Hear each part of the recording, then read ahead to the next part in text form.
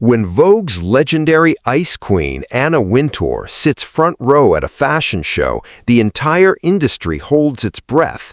So what happens when she turns her razor-sharp gaze toward the 7 members of BTS? Who does the woman behind the Met Gala crown as the most fashionable? Can street style beat haute couture? Does risk-taking outrank elegance? And the real question, did your bias make the cut at the top, or are you about to be shook? Buckle up, because this ranking is based on real editorial nods, Wintour's documented commentary, brand ambassador history, and runway credibility. And trust us, number 1 is gonna break the internet. Let's count it down. Number 7. Jin, the classic gentleman who lets his face do the talking. Now, before you come at us with pitchforks, hear this out. Being number 7 on a list where every single person is a global fashion icon is not an insult. It's still a flex most humans can only dream of.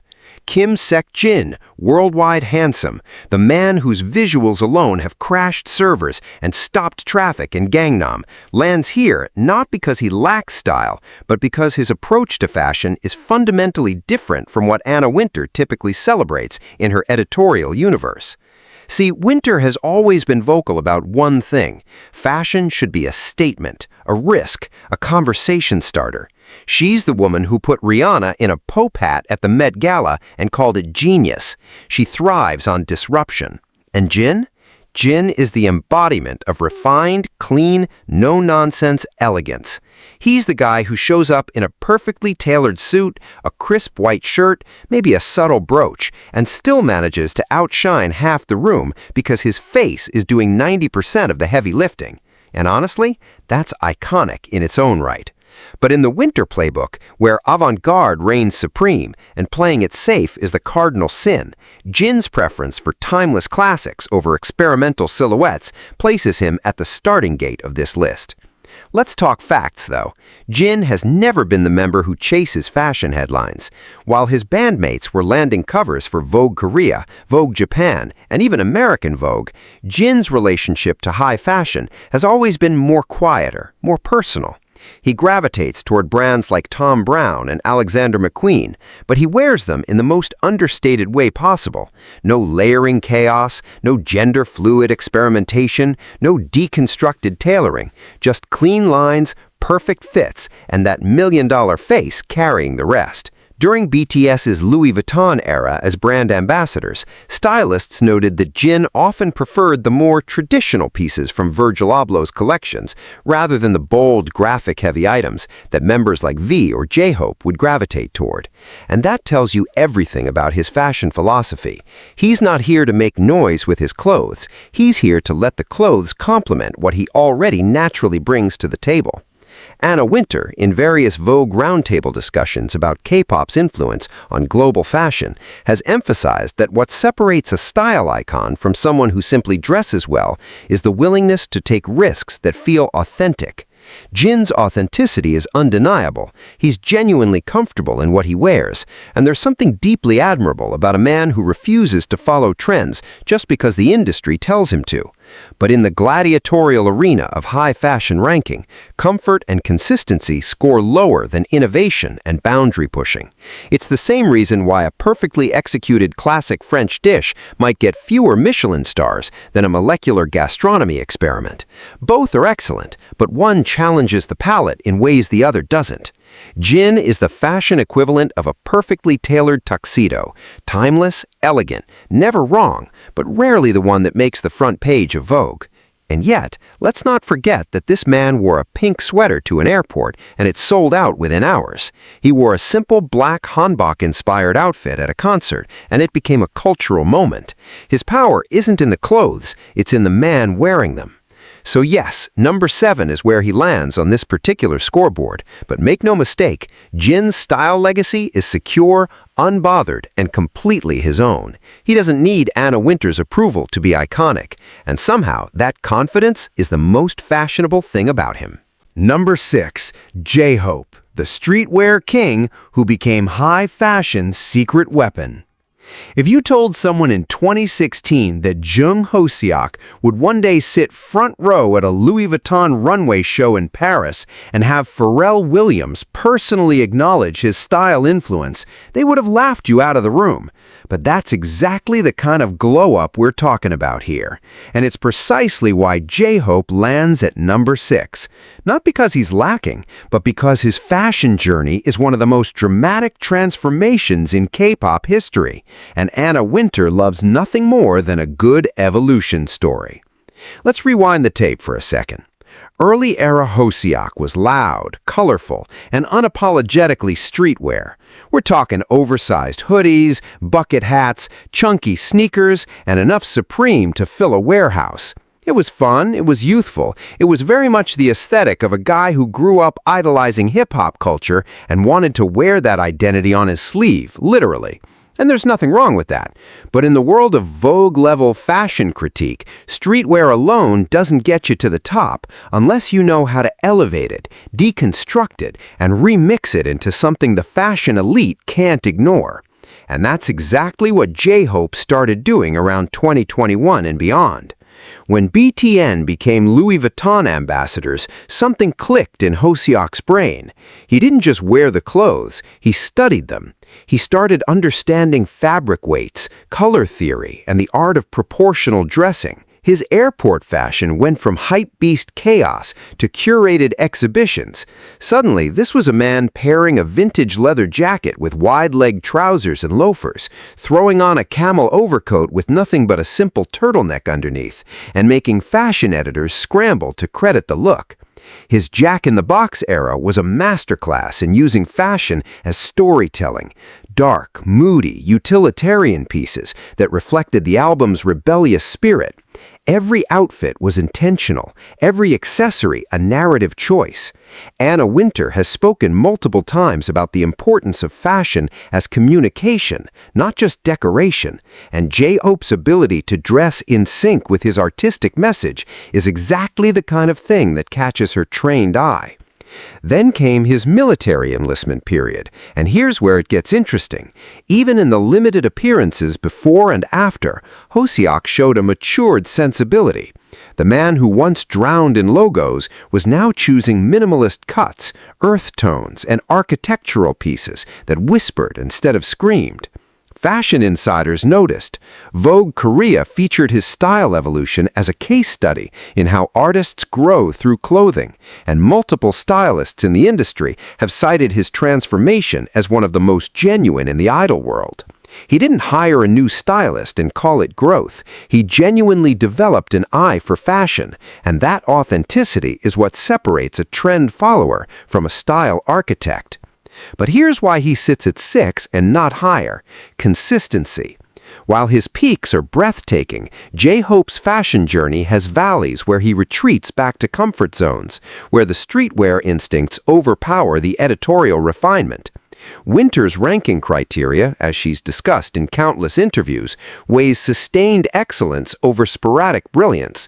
You can't have 5 incredible looks and then show up in a graphic tee and cargo shorts and expect the fashion gods to overlook it. J-Hope is like a jazz musician. Sometimes he plays the most soul-stirring solo you've ever heard, and other times he's just vibing in the background. Both are valid, but only one makes the highlight reel. Still, let's give credit where credit's due. This man turned himself from a streetwear enthusiast into a legitimate fashion contender through sheer curiosity and self-education, and that journey alone makes him one of the most compelling style stories in the BTN universe. Number 5. Suga, the silent minimalist whose wardrobe speaks louder than words. Min Yoongi doesn't try, and that's exactly why he's dangerous. In a world where idols are styled within an inch of their lives, where every airport outfit is pre-planned for fan sites, and every red carpet look is a strategic brand placement, Suga walks in looking like he grabbed whatever was closest to his bed, and somehow ends up on every best-dressed list by accident. That's not luck. That's an instinct so sharp it borders on supernatural. And it's precisely the kind of effortless cool that makes Anna Wintour lean forward in her seat. See, there's a concept in high fashion called sprezzatura, an Italian term that means the art of looking like you don't care while clearly caring a great deal. It's the foundation of brands like The Row, La Mer, and Bottega Veneta. It's what makes someone like Phoebe Philo a goddess in the fashion world. And Min Yoongi, he is the living, breathing K-pop embodiment of sprezzatura. The man will throw on a black oversized coat, a plain white tee, slim trousers, and boots, and suddenly he looks like he just walked off a Celine editorial that Hedy Slimane personally art-directed. No accessories, no layering tricks, no color blocking, just pure, distilled cool.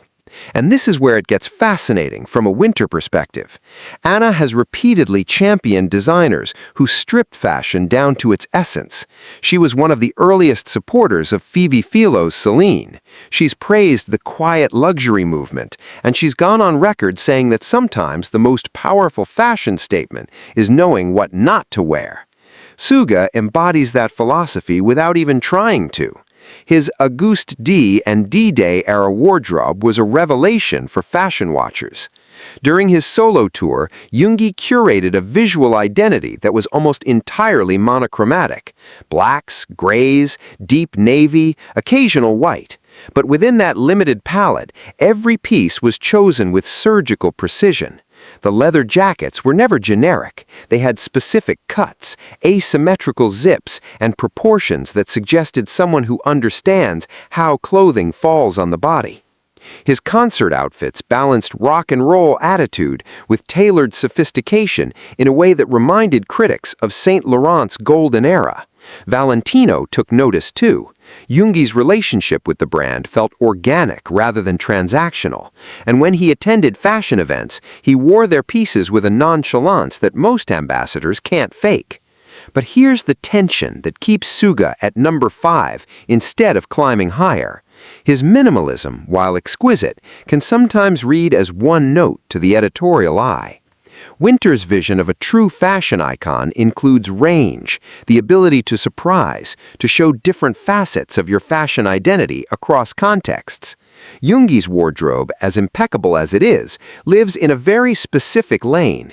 You rarely see him experiment with color, with bold prints, with gender-fluid pieces, or with the kind of avant-garde choices that make magazine editors gasp. He found his aesthetic early, and he's committed to it with the same stubborn loyalty he brings to his music production. And while that consistency is admirable, it limits the wow factor that separates a stylish person from a fashion icon in Wintour's universe. Think of it this way. If fashion is a language, Suga speaks one dialect flawlessly. Every word is precise, every sentence is elegant, and you could listen to him talk all day. But the members ranked above him, they're multilingual. They switch between dialects, invent new slang, and sometimes say things in fashion that nobody's ever said before. That's the difference. Yoongi doesn't need to prove anything to anyone. His style is a fortress of quiet confidence. And honestly, in a world that's constantly screaming for attention, there's something revolutionary about a man who whispers and still commands the entire room. He is proof that you don't need to be the loudest to be heard. And in fashion, that philosophy alone earns you a permanent seat at the table. Number 4. Jungkook, the golden maknae whose style evolution broke every rule in the book. Let's be brutally honest for a second. 5 years ago, Jungkook would not have cracked the top 4 of this list. Not even close. The golden maknae was the guy in a plain white tee, Timberlands, and ripped jeans on repeat, like a video game character with one default outfit. ARMY loved it because it was endearing, relatable, the boy next door who happens to be the most talented human alive, but dresses like he's running to grab milk from the convenience store.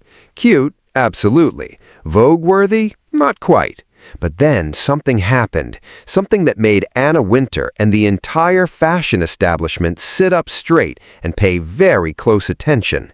Jungkook grew up, and when he did, the fashion world wasn't ready for what came next.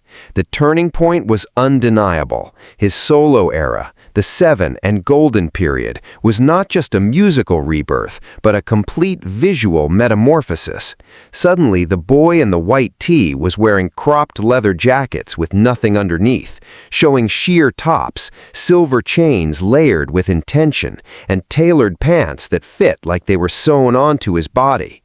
Calvin Klein didn't just make him an ambassador, they built an entire global campaign around his physique and his ability to make the simplest garments look like they cost $10,000. And here's what makes Jungkook's fashion story so compelling from a Wintour perspective. He represents the intersection of commercial appeal and editorial credibility.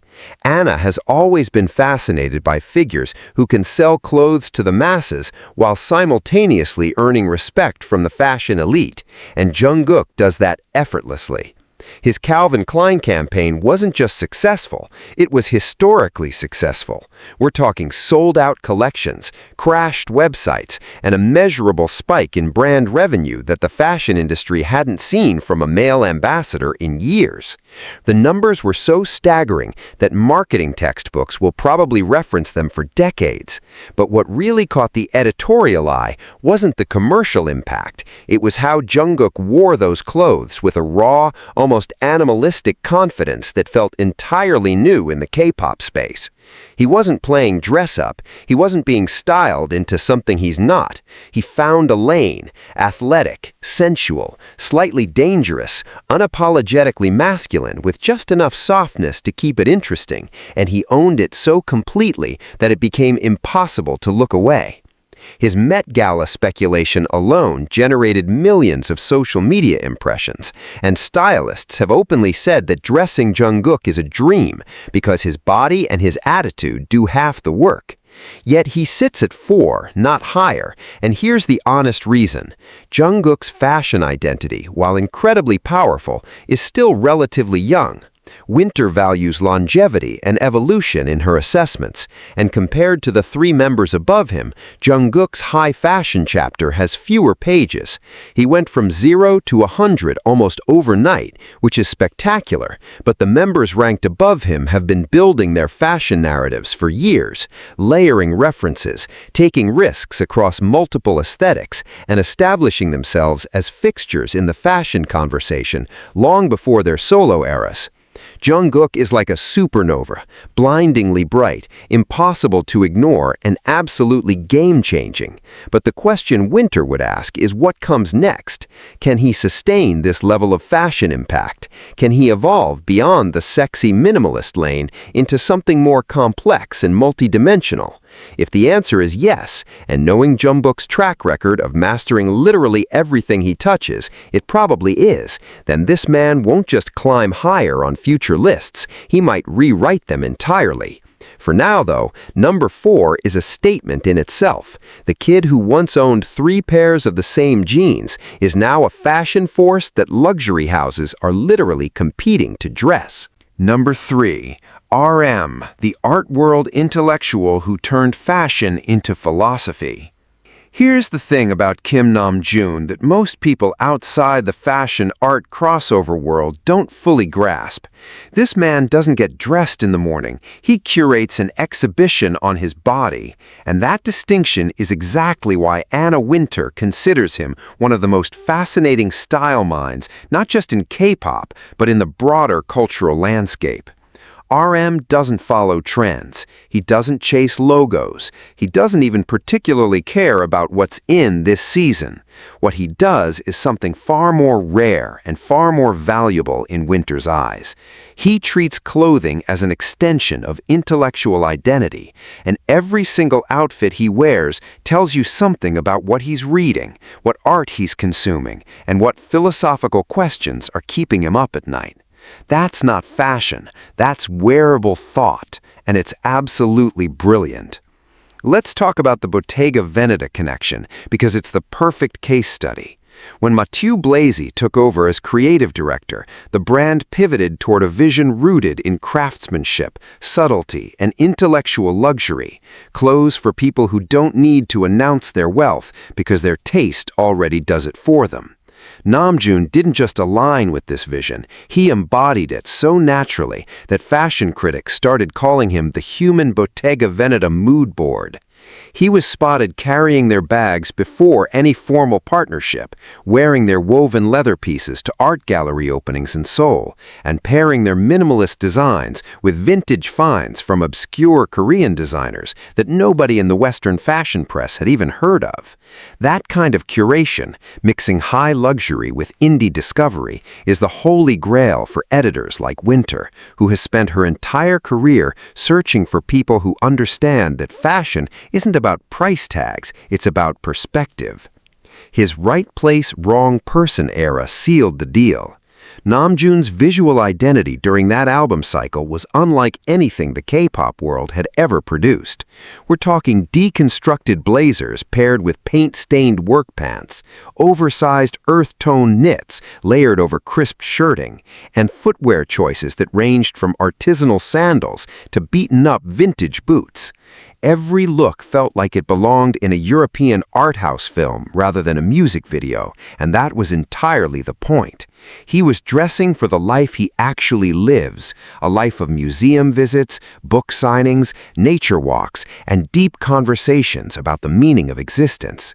In Wintour's world, that authenticity is priceless. She's seen 1,000 celebrities get styled into something they're not, and she can spot the difference between a person who wears clothes and a person who lives in them. Namjoon lives in his clothes the way he lives in his thoughts, deeply, intentionally, and with a quiet confidence that doesn't need external validation. What also sets RM apart is his understanding of fashion history and context.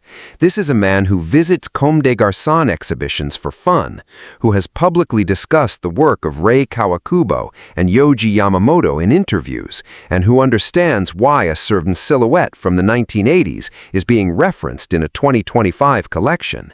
That level of fashion literacy is extraordinarily rare among musicians, and it's the kind of depth that makes Wintour respect someone not just as a wearer of clothes, but as a participant in the fashion conversation. He doesn't just consume fashion, he engages with it critically, the same way he engages with literature, visual art, and music production. So why not hire? Because Namjoon's fashion brilliance operates in a frequency that's sometimes too quiet for the spectacle-driven side of the industry. His looks are deeply rewarding for those who understand the references, but they don't always generate the immediate visual impact that the top two members deliver. In fashion media, the first 3 seconds of a photograph determines whether it goes viral or gets scrolled past, and Namjoon's style is designed for the long gaze, not the quick click. He's the fashion equivalent of a novel in a world of tweets, profound, layered, and unforgettable once you engage with it, but requiring a patience that not every audience possesses.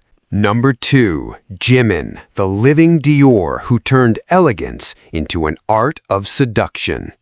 When Kim Jones, the artistic director of Dior Men, personally selected Park Ji-min as the house's global ambassador, the fashion world didn't just take notice, it collectively lost its mind.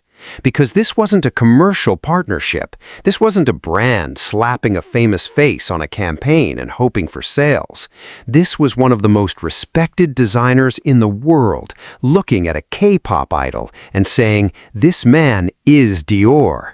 And when Anna Wintour saw Jimin at his first Dior show in Paris, sitting front row in a custom pearl gray suit with sheer detailing that exposed just enough skin to make the entire room hold its breath, insiders say she gave a rare, almost imperceptible nod of approval, the kind of nod that in Wintour's universe is equivalent to a standing ovation. Jimin's relationship with fashion is unlike anyone else's in BTS, and frankly, unlike almost anyone else's in the entire entertainment industry. He doesn't just wear clothes, he inhabits them, with a dancer's understanding of how fabric moves with the body. Every step he takes is choreographed by years of physical discipline, and that translates into something extraordinary when you put high fashion on him. A jacket doesn't just sit on Jimin's shoulders, it rolls with them. A silk shirt doesn't just hang on his frame, it breathes with his movements. Designers have openly said that Jimin makes their clothes look better than the runway models do. And that's not flattery, it's a technical observation about a man whose body awareness transforms static garments into living, moving art. His face era was the moment fashion critics officially crowned him. The visual album wasn't just musically ambitious, it was a fashion manifesto. Every frame was dripping with intentional styling that blurred the lines between masculine and feminine, between vulnerability and power, between classic elegance and raw sensuality.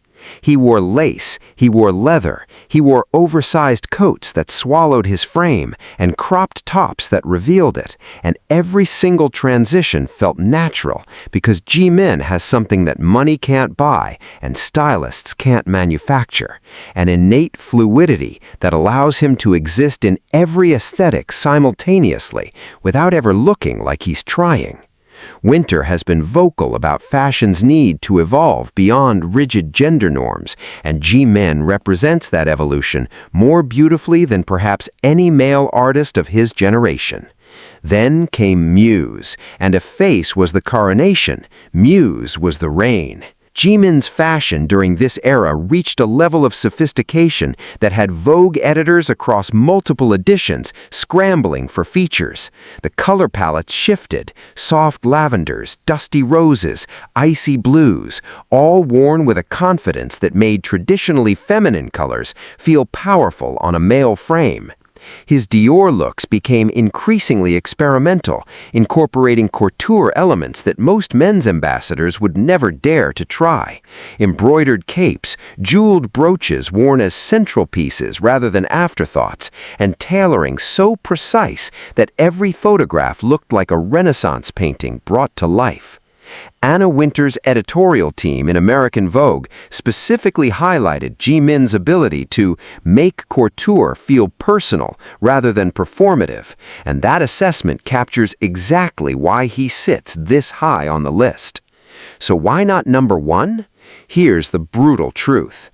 Jimin's fashion identity, as breathtaking as it is, exists primarily within the Dior ecosystem. His most iconic looks, his most talked-about moments, his strongest fashion statements all carry the Dior DNA. And while brand loyalty is admirable, Wintour's ultimate fashion icon is someone who transcends any single house, someone whose style identity is so powerful that it exists independently of any designer's vision. Jimin is Dior's greatest muse, and Dior is Jimin's greatest canvas. But the member at number one doesn't need a canvas. He is the canvas, the paint, the brush, and the gallery. Number 1. The born fashion icon who doesn't follow trends because trends follow him. Kim Tae-young didn't become a fashion icon, he was born one, and that distinction, that raw, unteachable, almost unfair natural instinct for style, is exactly why Anna Wintour and her editorial empire have consistently placed him at the very top of any conversation about fashion in the K-pop universe.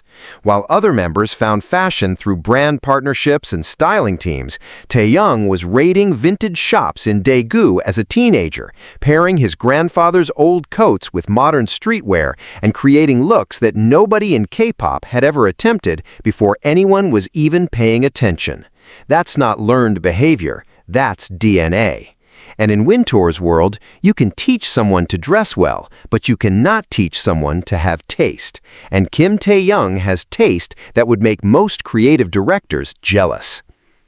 Let's talk about the Celine chapter, because it's not just a brand deal, it's a love story between an artist and a designer that reshaped the fashion landscape. When Hedi Slimane, one of the most notoriously selective and uncompromising designers alive, chose Tae-young as Celine's global ambassador, industry insiders weren't surprised, they were validated. Slimane had been quietly observing V's personal style for years, and what he saw was a kindred spirit, someone who understood the romance of slim silhouettes, the rebellion of rock and roll aesthetics, and the poetry of dressing like every day is your last day in Paris. Taehyung didn't just wear Celine, he became Celine's living embodiment so completely that fashion journalists started saying the brand's aesthetic made more sense on his body than on the runway.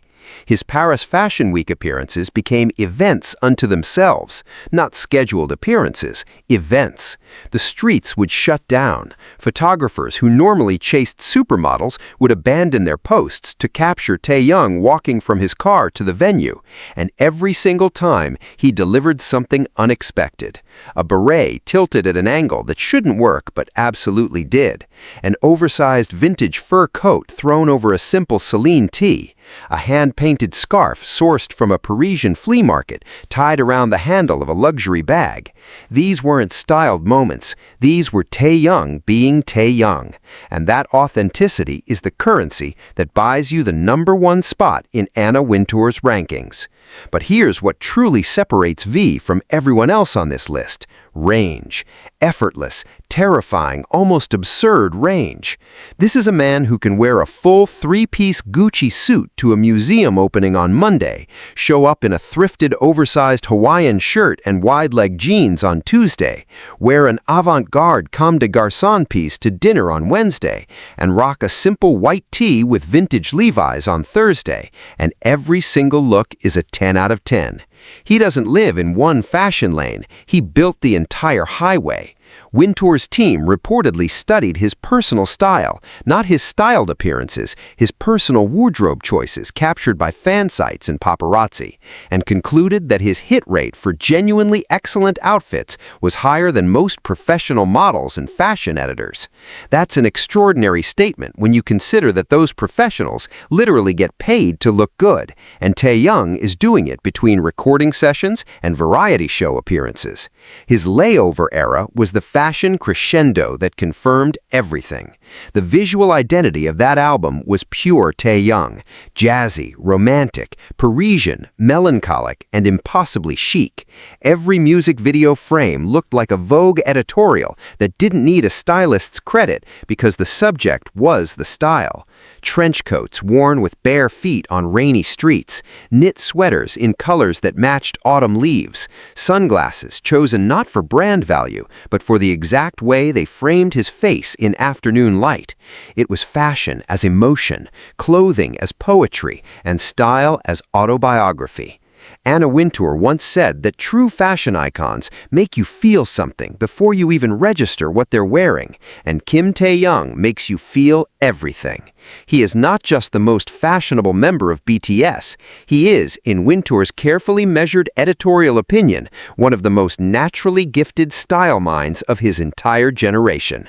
The crown fits perfectly, but knowing Taehyung, he'd probably wear it tilted slightly to the side, just because it looks better that way.